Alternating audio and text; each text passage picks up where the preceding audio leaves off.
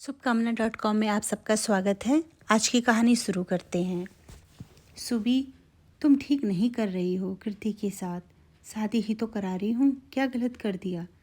ताऊ जी बोले, अपनी बेटी की शादी एक इंजीनियर से की है और कृति की शादी एक मामूली नौकरी करने वाले लड़के से कराने जा रही हो। तुम्हें पता है ना उस घर की आर्थिक स्थिति ठीक नहीं है। फिर सुबी बोली, अभी तक उसकी परवरिश की कम है क्या जो शादी में खर्चा करे? कौन सा उसके बाप ने करोड़ों की संपत्ति छोड़कर गए हैं? ये क्यों भूल रही हो कि इस घर में जितना मेरा हिस्सा है उतना ही राजू का भी है। पर ये घर तो मेरे नाम पे है, सुबी बोली, जो तुमने विश्वासघात करके लिया है परिवार के साथ। भगवान सब देख रहा है, इसकी भरपाई तुम्हें इसी जन्म में करनी होगी। अरे तुम पति हो कि दुश्मन, जो अपनी पत्नी के बारे में इस तरह से कहे जा रहे हो? जो सच्चाई है वही कह रहा हूँ। और भावेश जी अपने कमरे में चले गए। राजू मेरा छोटा भाई था। जब कृति पैदा हुई थी तो पूरा घर सिर पर उठा लिया। उसके पैदा होते ही घर में बरकत होने लगी, बिजनेस में मुनाफा होने लगा। जब कृति 6 महीने की थी तब उसकी माँ को तेज बुखार हुआ और वो चल बसी। अब राजू ही कृति का माँ बाप दोनों था। मैंने बहुत कहा पर उसने दूसरी शादी नहीं की, अकेले ही उसका पालन किया।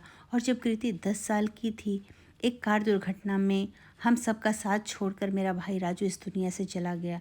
मासूम कृति के अब हम ही सहारा थे। मेरी पत्नी कृति को बिल्कुल पसंद नहीं करती थी। मेरी 2 बेटियां हैं, रजनी कृति से बड़ी और मोना छोटी है, पर जैसी माँ वैसी बेटियों को बना रखा था। कहने को घर में 3 बच्चे थे, पर कृति हमेशा अकेले ही खेलती थी। भाई के गुजर जाने के बाद मुझे पता चला कि मेरी पत्नी ने छल से मेरे छोटे भाई के हिस्से की ज़मीन अपने नाम करवा ली। मेरे हिस्से की ज़मीन पहले से ही उसके नाम पर थी।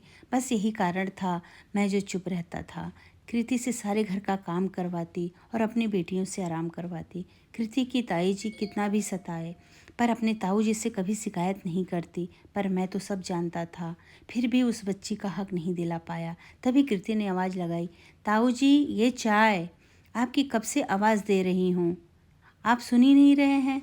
मुझे माफ़ कर दे बेटा, मैं तेरी कोई मदद नहीं कर सका।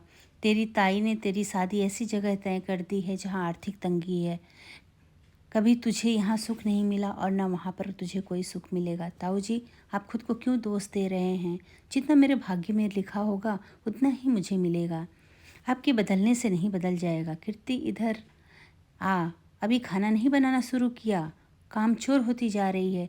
ताई जी आई, बस जा रही हूँ खाना बनाने। हाँ जल्दी जल्दी हाथ चला, 8 बजे तक खाना बन जाना चाहिए। धीरे धीरे शादी का समय भी आ गया। कृति की शादी शिव से हो जाती है। शिव पढ़ा लिखा सुलझा इंसान था और वो सरकारी नौकरी की तैयारी कर रहा था। घर की आर्थिक स्थिति उतनी अच्छी नहीं थी। घर वालों की उम्मीद शिव के ऊपर ही टिकी हुई थी कि सरकारी अफसर बन जाए। कृति के घर से विदा होते ही वहाँ की स्थिति बिगड़ने लगी। हर साल खेत में अनाज ज़्यादा होता था, इस बार अनाज कम हुआ। ताऊ जी की दुकान पर भी इस बार मुनाफा भी कम हुआ। धीरे धीरे पैसे की तंगी होने लगी। उधर कृति के पांव पड़ते ही उसके घर में भाग्य खुल गए। इस बार खेती में तो 4 गुना अनाज ज़्यादा हुआ।